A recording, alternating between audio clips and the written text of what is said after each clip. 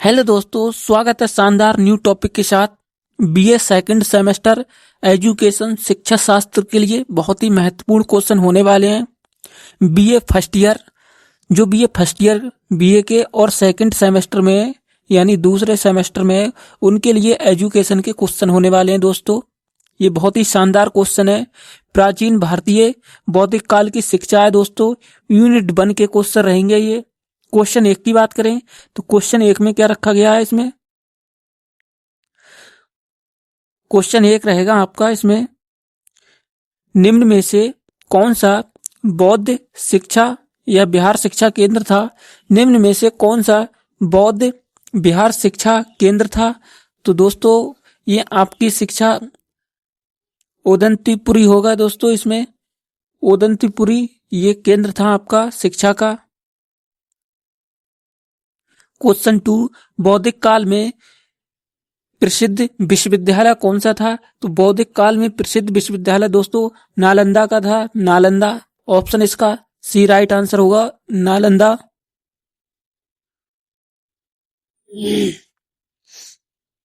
बौद्ध शिक्षा के प्रमुख केंद्र थे, यानी बौद्ध शिक्षा के प्रमुख केंद्र कहाँ कहाँ थे? तो बौद्ध शिक्षा के प्रमुख केंद्र दोस्तों आपके संघ और बिहार में थे। क्वेश्चन इसका ए राइट आंसर होगा, इसका ऑप्शन। पजजज्जा किसे कहते हैं? पव जज्जा किसे कहते हैं? तो पव जज्जा दोस्तों मठ में प्रवेश का संस्कार, इसे पटवज्जा कहते हैं। इसमें आप दोस्तों क्या पढ़ने वाले हो? इसमें आपके क्वेश्चन रहेंगे बौद्धिक कालीन प्राचीन भारतीय बौद्धिक कालीन की शिक्षा। इसमें बौद्ध धर्म का विकास प्रायः मठों पे हुआ करता था, और क्योंकि महात्मा गांधी ने घर त्यागने के पश्चात वर्षा ऋतु में ठहरने के लिए मठों का प्रयोग किया था। इसी तरह दोस्तों अतः यह मठ शिक्षा के प्रमुख केंद्र भी बन गए, और मठ में भिक्षा की और शिक्षा बहुत ही अच्छे से ग्रहण की। उसके बाद सांसारिक देशों ये दोनों के ही उपलब्ध होते हैं। ठीक ठाक उसी समय बौद्ध संघ के उदाहरण मिलते हैं। बौद्ध विश्व में अपने मठों में पृथक स्वतंत्र रूप से शिक्षा प्राप्त नहीं कर सकते थे। सभी प्रकार की शिक्षा, चाहे वह धार्मिक हो अथवा लैंगिक श्रेणियों के हाथ में केंद्रित थी। इसी तरह आपके बौद्धिक कालीन से इसके प्रश्न रहेंगे, और बहुत ही इंपॉर्टेंट प्रश्न रहने वाले हैं दोस्तों। ये बौद्धिक कालीन से रिलेटेड क्वेश्चन है, ये 2026 के एग्जाम से रिलेटेड के। इसी तरह बात करें दोस्तों ऑप्शन क्वेश्चन नंबर 5 की, तो क्वेश्चन नंबर 5 में क्या रखा गया है? क्वेश्चन नंबर 5 है आपका, बौद्धिक कालीन शिक्षा का माध्य क्या था? तो बौद्धिक कालीन शिक्षा का माध्य था दोस्तों, ऑप्शन इसका राइट आंसर ए होगा, पाली था इसका। इसी तरह क्वेश्चन 6 की बात करें तो बौद्ध काल में उत्तम शिक्षा की अवधि क्या थी? बौद्ध काल में उत्तम शिक्षा की अवधि कितने वर्ष की थी? तो इसमें 12 वर्ष की अवधि थी दोस्तों। ऑप्शन नंबर इसका सी राइट आंसर होगा, विकल्प यानी सी। 12 साल की बौद्ध शिक्षा ग्रहण करने की अनुमति थी दोस्तों। 12 साल से कम के थे तो उसमें नहीं लिया जाता था बौद्ध कालीन आश्रम में। पवजज्जा संस्कार का शाब्दिक अर्थ क्या है? पवजज्जा संस्कार का आर्थिक शब्द है दोस्तों। इसका बाहर जाना यानी पाबंदी से रिलेटेड है ये, पाबंदी ना लगना, आज्ञा के अनुसार बाहर जाना, पवजज्जा। इसी तरह क्वेश्चन 8 की बात करें तो उपसंपदा संस्कार बौद्ध संघ में कम से कम भिक्षुओं के समक्ष होता था। ये क्या होता था? भिक्षाओं के समक्ष होता था। तो ऑप्शन इसका राइट आंसर क्या होगा दोस्तों? ऑप्शन इसका राइट आंसर 10 होगी। कम से कम 10 एक आश्रम में ही रह सकते थे। इसी तरह क्वेश्चन 9 की बात करें तो बौद्ध शिक्षा में शिक्षा दी जाती थी। बौद्ध शिक्षा में शिक्षा दी जाती थी तो शिक्षा कहाँ दी जाती थी दोस्तों? मठों एवं बिहार में दी जाती थी। मठों एवं बिहारों में इसकी शिक्षा दी जाती थी बौद्ध की। इसी तरह क्वेश्चन 10 की बात करें तो 10 रखा गया है, नालंदा विश्वविद्यालय में छात्र अध्ययन करते थे। नालंदा विश्वविद्यालय में छात्र अध्ययन करते थे। तो ये छात्र अध्ययन कहाँ कहाँ करते थे? चीन, जावा आदि में इस अध्ययन करते थे दोस्तों, चीन, जावा आदि में। क्वेश्चन 11, निम्न में से कौन सा बौद्ध बिहार शिक्षा केंद्र था? तो कौन सा बौद्ध जो है बिहार का शिक्षा केंद्र था? तो ऑप्शन इसका राइट आंसर होगा दोस्तों आदोंतीपुरी। ये आपका दोस्तों बिहार का शिक्षा केंद्र था उदयंतीपुरी, उदयंतपुरी, उदयन। क्वेश्चन 12, प्राचीन विश्वविद्यालय था। प्राचीन विश्वविद्यालय कहाँ था दोस्तों? तो प्राचीन विश्वविद्यालय जो है आपका ऑप्शन राइट आंसर होगा इसका बी, तक्षशिला विश्वविद्यालय में था इसका प्राचीन विश्वविद्यालय, तक्षशिला विश्वविद्यालय। इसी तरह क्वेश्चन 13 की बात करें, क्वेश्चन 13 में क्या रखा गया है? क्वेश्चन 13 रहेगा इसका, प्राथमिक शिक्षा में वर्णमाला के ज्ञान हेतु वह कौन सी बाल पोथी पढ़ाई जाती थी, यानी कौन सी बाल पोथी पढ़ाई जाती थी दोस्तों वर्णमाला के अनुसार? तो इसका राइट आंसर होगा ऑप्शन नंबर 1, सिद्ध ऋतु ऑप्शन ये पढ़ाए जाते थे दोस्तों आपके बाल पोथी समस्या में।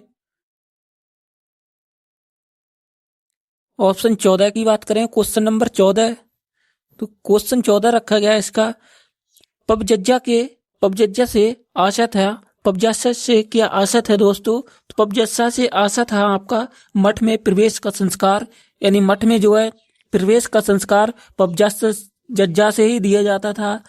इसी तरह क्वेश्चन 15 की बात करें तो पबजज्जा संस्कार के लिए आयु से कम होनी चाहिए, इसके लिए कितनी आयु होनी चाहिए पबजज्जा से?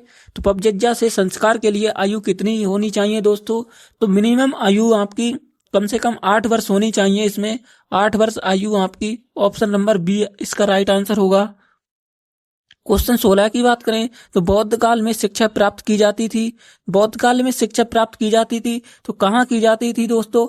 मठ एवं विहारों में इसकी शिक्षा प्राप्त की जाती थी, मठ एवं विहारों में।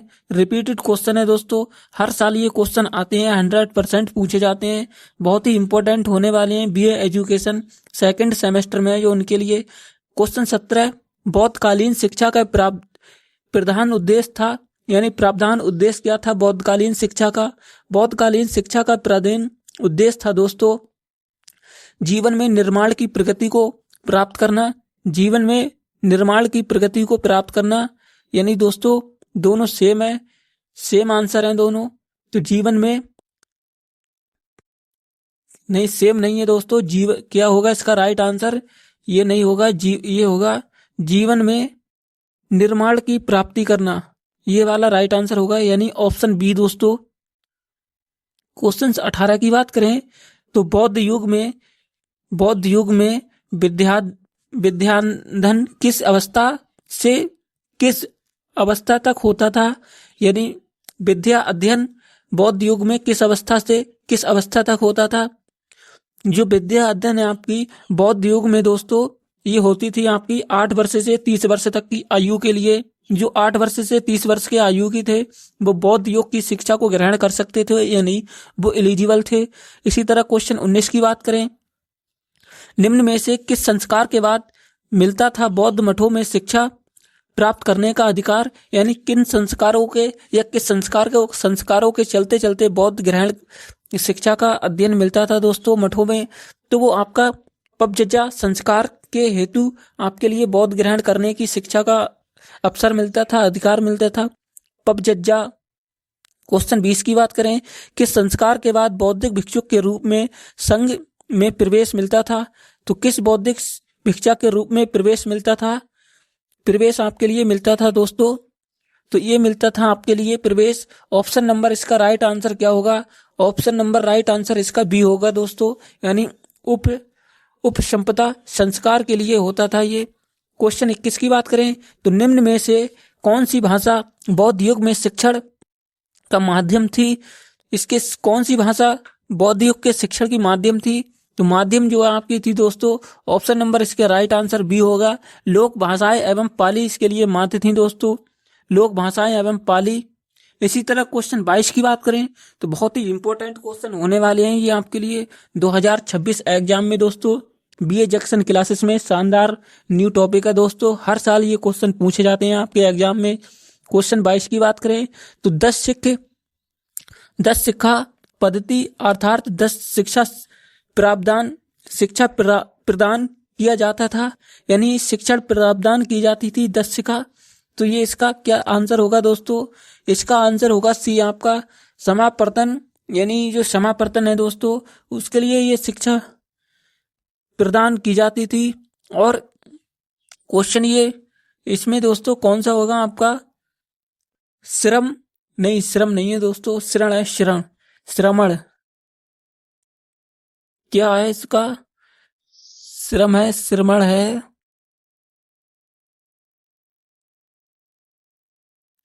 बिल्कुल सही है ये ऑप्शन इसका, श्रमण या समानेर को दोस्तों इसके लिए शिक्षा प्रदान की जाती थी।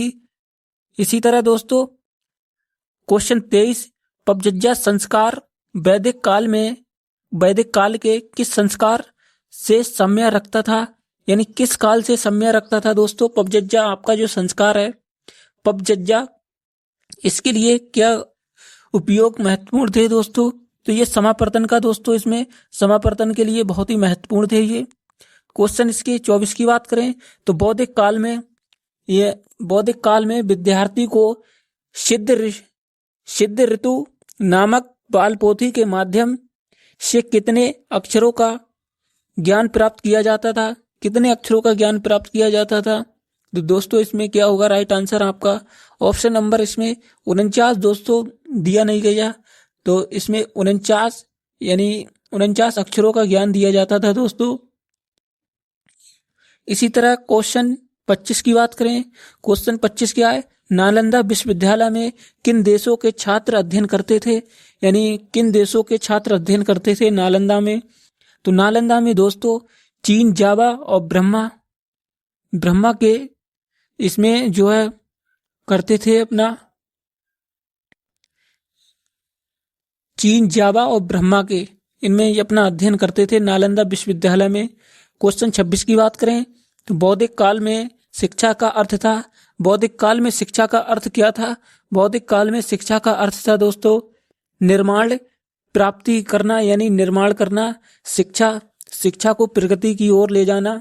इसी तरह क्वेश्चन 28 की बात करें, क्वेश्चन 28 में क्या है, उपसंपदा संस्कार बौद्ध धर्म में कितने भिक्षुओं या भिक्षाओं के समक्ष होता था, रिपीटेड क्वेश्चन है दोस्तों, क्वेश्चन 28 कितने भिक्षाओं के समक्ष होता था उपसंपदा संस्कार, तो दोस्तों 10 के समक्ष होता था, राइट आंसर इसका 10 हो जाएगा, ये ऑप्शन राइट है इसका 10। इसी तरह क्वेश्चन 27 की बात करें, ऊपर नीचे हो गए हैं क्वेश्चन दोस्तों, कोई दिक्कत नहीं है। बौद्ध शिक्षा के प्रवर्तक कौन थे, तो बौद्ध शिक्षा के प्रवर्तक कौन थे दोस्तों, तो अरविंद गौतम जी नहीं होगा इसका राइट आंसर, इसका राइट आंसर होता गौतम बुद्ध जी बौद्ध शिक्षा के प्रवर्तक थे, बौद्ध से ही पता चल रहा है गौतम बौद्ध ही थे दोस्तों।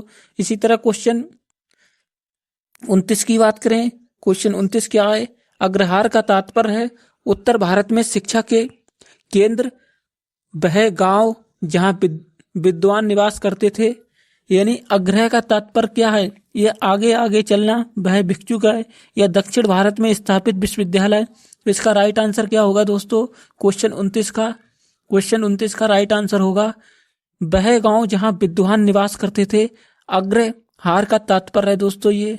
क्वेश्चन 30 की बात करें तो उपसंपदा संस्कार होता है संघ में, ये क्या है दोस्तों, उपसंपदा संस्कार होता है, क्या होता है संघ में, तो ये दोस्तों होता है आपका 12 वर्ष की आयु तक शिक्षा ग्रहण करने के बाद, यानी 12 वर्ष की आयु तक शिक्षा ग्रहण करने के बाद होता है ये उपसंपदा संस्कार का अधिकार।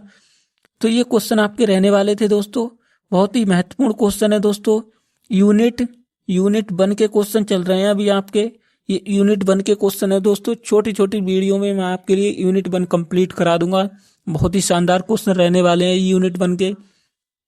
थैंक यू दोस्तों, मिलते हैं नेक्स्ट टॉपिक के साथ, तब तक के लिए बने रहिए।